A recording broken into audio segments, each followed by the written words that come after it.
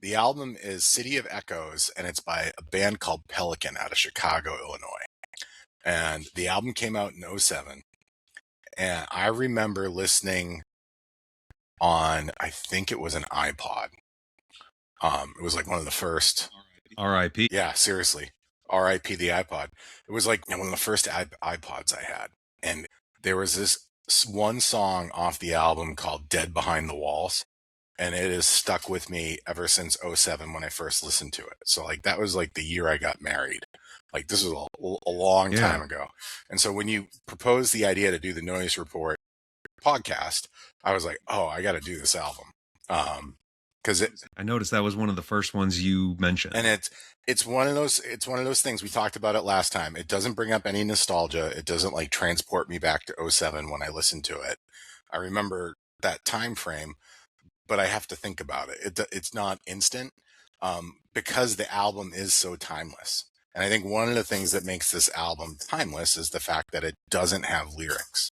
Not to dunk on Limp Bizkit. As we mature in life, right?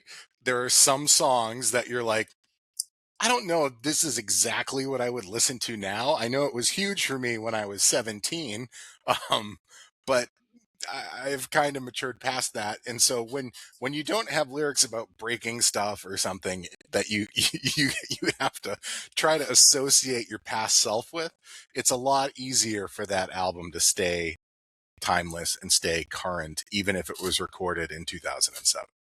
And City of Echoes is one of those albums. So a little bit about Pelican. They're from Chicago, Illinois, and we know like Midwest metal has its own thing. And I think one of the things that's interesting about them is the reason they didn't want a vocalist on their music is because if they got somebody who was like screamy, they'd suddenly be like a Midwest emo band. And if they got somebody who was your Cookie Monster rock, like growly, like metal, they'd suddenly be a metal band. And they don't really see themselves as either of those things. And so when we get into their newer music later on, that'll make more sense. It's instrumental, but the music is really, it's engaging, and there's enough difference in it that you don't get bored. It's not the same track over and over again. Don't be scared away by the fact that there are no vocals. There's no traditional hooks to this kind of music. But it is really good. And this album, a lot of people say it's more accessible than some of their other albums. Although I think any of their albums are just fine to listen to for a range of people. But this one probably a little easier to get into. Right. This is a good like dip your toe in the water and see if it suits you. You don't.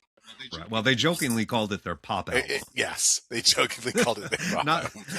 Not that it's anything close to pop music, but they previously were making songs that were a lot longer. There were 10-minute songs, 8-minute songs.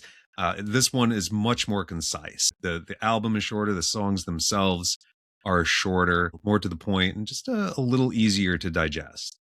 And going back to like the pop thing, this album, like they could easily get dumped in with like doom or stoner rock subgenres, like in their sound, but because they don't have the vocals, they don't really fit that mold. They also get stuck in like post metal sometimes too, because people really aren't sure where to put them.